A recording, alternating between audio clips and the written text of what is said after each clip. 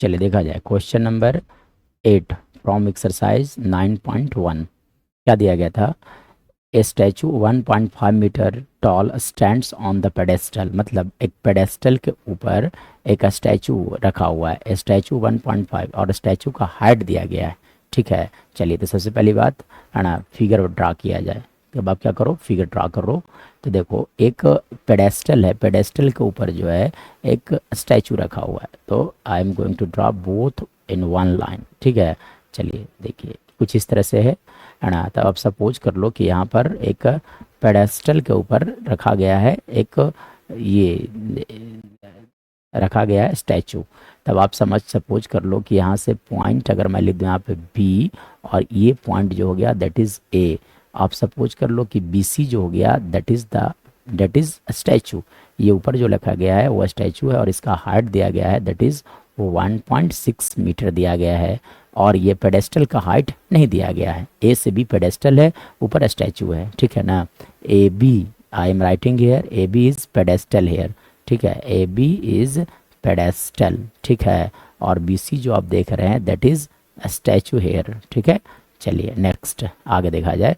From A point on the ground the angle of elevation of the top of the statue, मतलब B C को आप देखो कहाँ से देखना है, एक पॉइंट ऑन ए ग्राउंड, मतलब एक पैसे से बात ग्राउंड ड्रॉ किया जाए है ना। तो एक ये ग्राउंड से जब देखते हो आप इसके टॉप को, मतलब स्टैचू के टॉप को, from A point on the ground the angle of elevation of the top of the statue, मतलब इसके टॉप को जब देखा जाता है, स्टैचू के टॉप को जब देखते हैं तो एंगल ऑफ एलिवेशन कितना दिया गया है, 60 डिग्री। कितना दिया गया है, 60 डिग्री। यानी कि अब यहाँ पर जो एंगल बन रहा है that is equal to 60 degree given here. This angle is 60 degree given here. ठीक है, चलिए and from the same point on the ground the angle of elevation of the top of the pedestal, मतलब इसके pedestal को जब top को आप देखते हो तो एंगल ऑफ एलिवेशन 45 डिग्री है।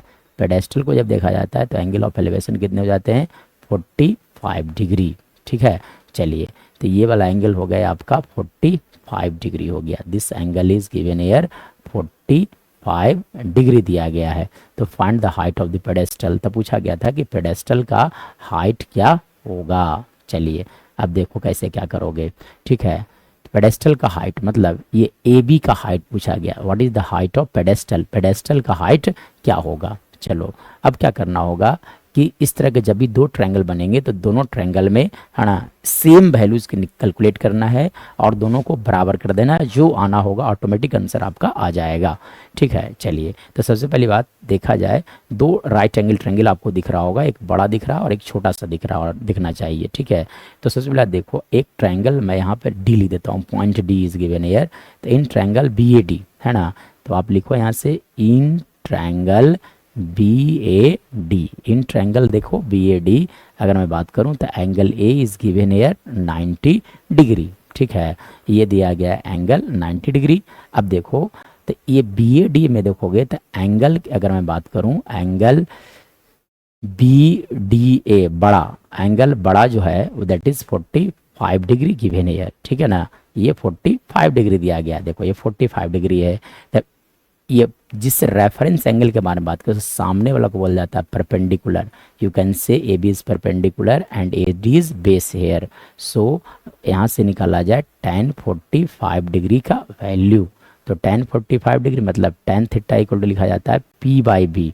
और इस ट्रायंगल बी ए डी में देखोगे तो परपेंडिकुलर हो जाएंगे आपका ए बी, और ए डी जो है वो हो जाएगा आपका बेस। tan 45 डिग्री का वैल्यू 1 होता है। सो 1 इजकल टू आप लिख सकते हो A B by A D लिखा जा सकता है। ठीक है ना, क्रॉस मल्टीप्लाई जब आप करोगे तो ए बी इजकल टू लिखा जाएगा आपका ए डी। ये कंडीशन नंबर पहला फर्स्ट हो गया। चलिए अब देखो इन द सेम वे आप क्या करो कि इन ट्रायंगल सी ए डी देखो। ठीक है, तो in triangle C A D, in triangle C A D फिर से angle C A D is equal to 90 degree और साथ साथ एंगल ADC जो आप देख रहे हो that is equal to 60 degree. तो यहाँ से भी tan 60 डिग्री का वैल्यू कैलकुलेट कर लो। तो यहाँ से लिखा जाए tan 60 degree tan theta that is equal to P/B। देखो ये 60 डिग्री है, इसके सामने वाला साइड, तो सामने वाला साइड कौन सा है AC। AC will be perpendicular by base, तो बेस कौन है आपका AD हो जाएगा। और tan 60 डिग्री का वैल्यू होता है √3। So you can write here √3 equal to AC। AC को आप दो पार्ट में स्प्लिट कर सकते हो, इसे लिखा जा सकता है AB प्लस आप लिख सकते हो BC और डिवाइडेड बाय लिखे जाएंगे आपका AD, ठीक है ना। चलिए तो यहाँ से आप AD का वैल्यू कैलकुलेट कर लो। किसका वैल्यू कैलकुलेट कर लो AD का, मतलब क्रॉस मल्टीप्लाई जब करोगे तो √3 AD इक्वल टू लिखा जाएगा AB प्लस BC लिख सकते हो। मतलब यहाँ से अगर मैं बात करूँ तो AD इक्वल टू लिखा जा सकता है AB प्लस BC बाई आप लिख सकते हो √3, ठीक है। चलिए ये हो गया कंडीशन नंबर 2। चलो अब 1 और 2 अगर दोनों को देखोगे आप फ्रॉम 1 एंड 2, तो दोनों में देखा जाए तो मैं क्या बोला था एक ही साइड का लेंथ कैलकुलेट किया जाए। तो देखो यहाँ से भी AB का वैल्यू है, यहाँ से भी AB का वैल्यू है। सो है ना from 1 and 2, from 1 and 2, from 1 and 2, from 1 and 2 you can right from 1 condition 1 and 2। अब दोनों को इक्वल किया जा सकता है, यानी कि यहाँ से आप लिख सकते हो AB equal to AB plus BC by लिखे जा सकते हैं आपका √3। चलो क्रॉस मल्टीप्लाई जब आप करोगे तो आ जाएगा √3 AB इक्वल टू आप लिख सकते हो AB प्लस BC लिखा जा सकता है। नाउ अब देखो इस फिगर में अगर देखोगे एक बार फिर से अगर देखा जाए तो देखो AB का तो लेंथ है ना, क्या कैलकुलेट करना था height of the pedestal. Pedestal कौन था आपका AB था, ठीक है। और ये देखो BC का लेंथ ऑलरेडी दिया गया 1.6। सो BC के जब रख दिया जाए 1.36 और AB आपको कैलकुलेट करना है, इसलिए आप क्या करो √3 AB है ना माइनस AB इजकल टू लिखा जाएगा आपका BC। सो AB यहाँ से कॉमन दिखा जा सकता है। सो आप √3 माइनस 1 इजकल टू BC का वैल्यू दिया गया 1.6। सो यहाँ से आप लिख सकते हो AB equal to 1.6 divided by लिखा जा सकता है √3 माइनस 1।